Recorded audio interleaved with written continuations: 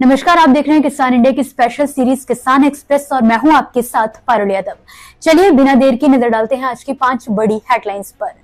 कृषि विभाग में बड़ी भर्ती शुरू, 1100 सुपरवाइजर पदों पर होगी बहाली।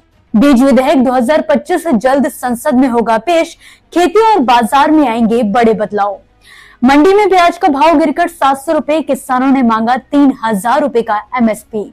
किसानों और लखपति दीदियों के लिए खुशखबरी, कृषि मंत्रालय ने किए 2 बड़े एमओयू। एथेनॉल फैक्ट्री के खिलाफ किसान आंदोलन जारी, एमओयू रद्द और मुकदमे वापसी की मांग।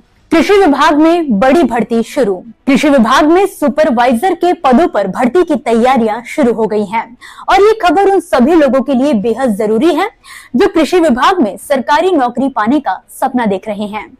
दरअसल एक लंबे इंतजार के बाद राजस्थान कृषि विभाग में सुपरवाइजर भर्ती का रास्ता साफ हो गया है। राजस्थान कर्मचारी चयन बोर्ड ने 1100 पदों पर भर्ती का आधिकारिक नोटिफिकेशन जारी कर दिया है, जिसमें 984 पद शहरी और 156 पद ग्रामीण क्षेत्रों के लिए रखे गए हैं। ऑनलाइन आवेदन प्रक्रिया 13 जनवरी 2026 से शुरू होगी और 11 फरवरी 2026 तक चलेगी। इच्छुक उम्मीदवार recruitment.rajasthan.gov.in और sso.rajasthan.gov.in के जरिए आवेदन कर सकेंगे।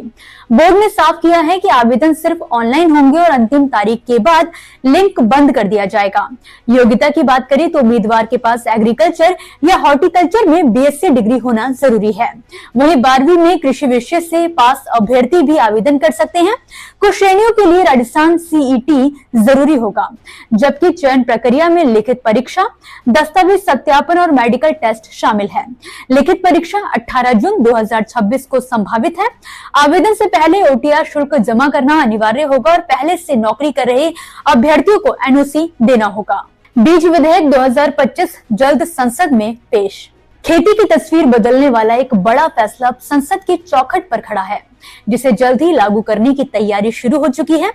दरअसल केंद्र सरकार फरवरी में बजट सत्र के पहले चरण में बीज विधेयक 2025 पेश करने की तैयारी कर रही है। कृषि सचिव दिवेश चतुर्वेदी ने साफ किया कि ये कानून किसानों को बेहतर, भरोसेमंद और प्रमाणित बीज उपलब्ध कराने की दिशा में अहम कदम निभाएगा।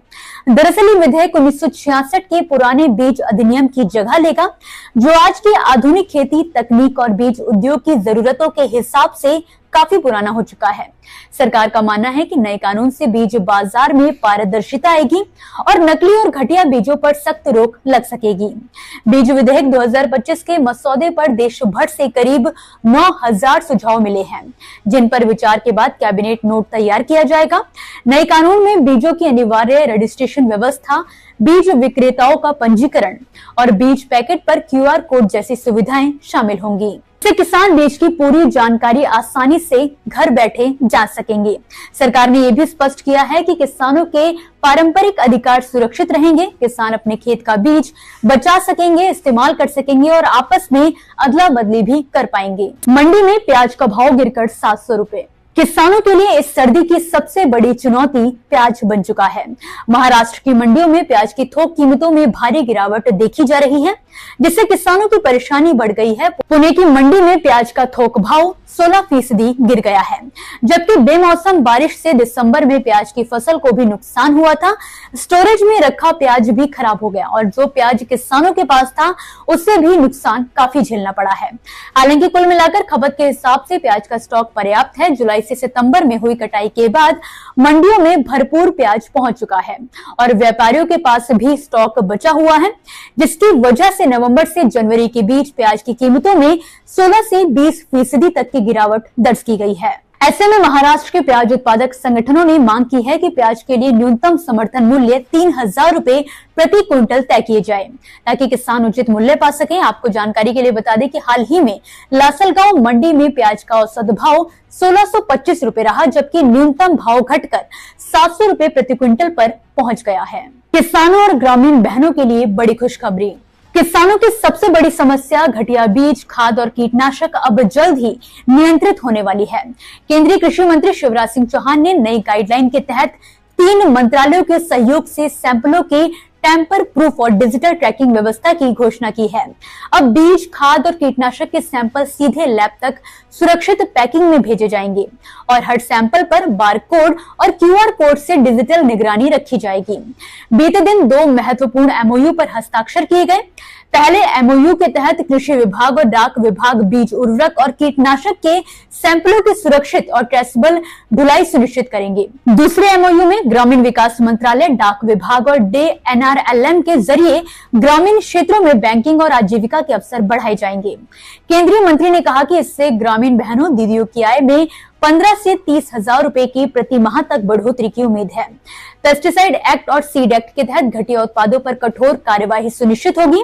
ये कदम किसानों के हितों की सुरक्षा और ग्रामीण विकास को मजबूत करने की दिशा में मील का पत्थर साबित होगा। एथेनॉल फैक्ट्री के खिलाफ किसान आंदोलन जारी। राजस्थान के हनुमानगढ़ जिले के राठीखेड़ा गांव में प्रस्तावित एथेनॉल फैक्ट्री के खिलाफ किसान आंदोलन थमने का नाम नहीं ले रहा है। बुधवार को संगरिया की धान मंडी में आयोजित किसान महापंचायत में किसानों ने ये साफ कहा है कि जब तक सरकार और कंपनी के बीच हुआ एमओयू औपचारिक रूप से रद्द नहीं किया जाता और आंदोलन के दौरान दर्ज मुकदमे वापस नहीं लिए जाते, तब तक ये आंदोलन इस तरह जारी रहेगा।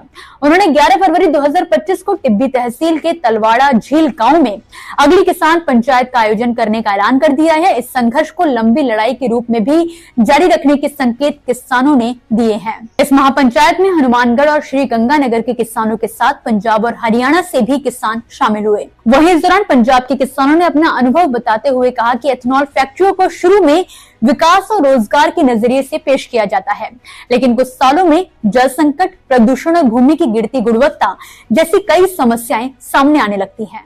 इसी के साथ दोस्तों, किसान एक्सप्रेस की 5 बड़ी खबरों में फिलहाल के लिए बस इतना ही। आप मुझे दीजिए इजाजत और इसी तरह खेती किसानी से जुड़ी जरूरी खबरों और जानकारियों के लिए आप देखते रहिए किसान इंडिया। धन्यवाद। सर का पसीना जब माथे को आता है, वो किसान है जो अपने दम पर फसल को उगाता है।